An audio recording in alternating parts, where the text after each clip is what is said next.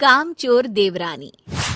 एक बार की बात है, सुषमा अपने पूरे परिवार के साथ खुशी खुशी मोहन नगर में रहती थी। उसकी 2 बहुएं थी, पल्लवी और शिवानी।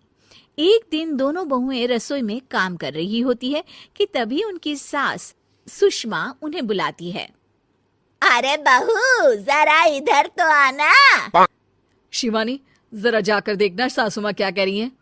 दीदी, आप ही देख लो ना जाकर, आपको भी तो सुनाई दे रहा है। अरे मैं आटा गूंद रही हूँ ना, तुम चली जाओ। हाँ तो मैं भी तो सब्जी काट रही हूँ ना दीदी। अरे बहू, जल्दी आओ। ओह, ये तो जाएगी नहीं, मैं ही जाकर देखती हूँ कि क्या करना है। पल्लवी सुषमा के कमरे में जाती है। जी मम्मी जी, क्या हुआ? शाम को घर पर कुछ मेहमान आने वाले हैं, तो तुम अच्छा सा खाना बना लेना बहू। ठीक है मम्मी जी, आप बता दीजिए क्या क्या बनाना है और कितने लोग आ रहे हैं। सुनील की मौसी जी और उनका पूरा परिवार आ रहा है। कुल मिलाकर 3 लोग और हमें मिलाकर हुए 9 लोग। तो अभी से ही तैयारी करना शुरू कर दो। और हाँ, घर की सफाई भी कर देना, हाँ, अच्छे से। जी मम्मी जी, सब काम हो जाएगा, आप चिंता मत कीजिए। पल्लवी शिवानी को घर में मेहमान आने वाले हैं इसके बारे में बताती है।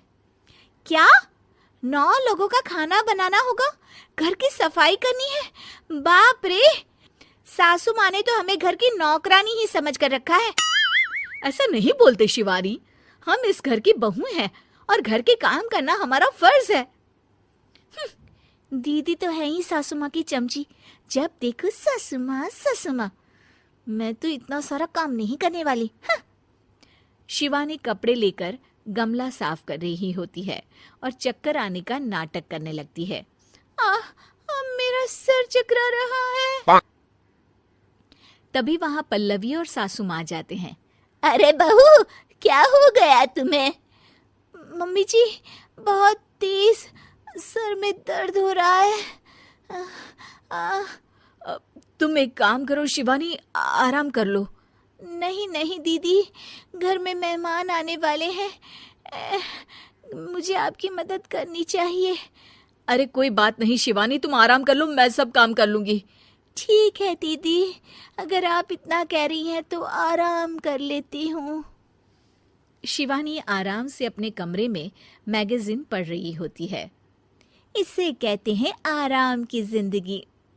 इतना सारा काम। चलो, सारा काम खत्म हो गया, शिवानी को देख आती हूँ। शिवानी अपने कमरे में ईयरफोन में गाने सुनते सुनते सो जाती है और उसके साइड में मैगजीन भी रखी होती है। पल्लवी वहां आ जाती है और वो सब देखती है। ओहो, तो मतलब सब काम चोरी का बहाना था। अभी बताती हूँ इसको। घर का सारा काम मुझे करना पड़ा और ये महारानी यहाँ मैगजीन पढ़ रही है, गाने सुन रही है। पल्लवी रसोई से एक प्लेट और चम्मच लेकर आती है और शिवानी को थाली बजाकर उठाने लगती है। शिवानी अचानक से उठती है। उठ गई महारानी, गाने भी सुन लिए, मैगजीन भी पढ़ ली। तुम तो बहुत बड़ी झूठी निकली शिवानी। तुमने सर दर्द का बहाना बनाया ताकि काम करने से बच सको। हाँ, बनाया बहाना, तो क्या करती, इतने सारे काम करती। मुझे कोई शौक नहीं है चापलूसी का। क्या चापलूसी? तुम्हें लगता है कि मैं सारे काम चापलूसी के लिए कर रही हूँ? और नहीं तो क्या। तभी वहां सासू माँ आ जाती हैं। अरे बहू, वो लोग बस आने ही वाले हैं, तुम तैयारियां कर लो। जी सासू माँ, तुझे तो मैं बाद में देखती हूँ।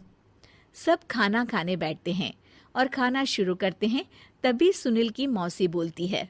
वाह भाई वाह, खाना तो बहुत ही अच्छा बना है सुषमा जी, एक एक चीज में क्या स्वाद है। ये सुनकर शिवानी मुंह बना लेती है। उसे अपनी जेठानी की इतनी तारीफ रास नहीं आती। आपकी बहुएं तो बहुत ही अच्छा खाना बनाती हैं। हाँ, बनाती तो दोनों ही अच्छा है, पर आज ना ये सारा खाना बड़ी बहू ने बनाया है। छोटी बहू की तबीयत ठीक नहीं थी, सो इसलिए। मानना पड़ेगा सुषमा जी, आपकी बड़ी बहू तो बहुत ही गुणवान है। पल्लवी की तारीफ सुनकर शिवानी को जलन होती है। पल्लवी ये सुनकर खुश हो जाती है और शिवानी की तरफ देखकर उसे चिढ़ाती है। कुछ देर बाद मेहमानों के जाने का वक्त हो जाता है। मौसी जी सबके लिए उपहार लाई होती है। वो सबको शगुन के पैसे देती हैं और अंत में पल्लवी के पास आती है। तुम्हारे लिए शगुन का लिफाफा तो है ही, पर बहू तुम्हें एक और उपहार भी मिलेगा इतना अच्छा खाना बनाने के लिए। मौसी अपने सोने के कंगन निकालकर पल्लवी को पहना देती है। ये लो, ये मेरे मनपसंद कंगन है, अब से ये तुम्हारे हुए। धन्यवाद मौसी जी। ये देखकर शिवानी तो पूरी तरह से जल जाती है और गुस्से से रसोई में चली जाती है। तभी वहां पल्लवी आ जाती है और उसे अपने कंगन दिखाने लगती है। देवरानी जी, अब आपका सर दर्द ठीक तो है ना? मुझे लगता है कि अब सर दर्द शुरू हो गया होगा आपका।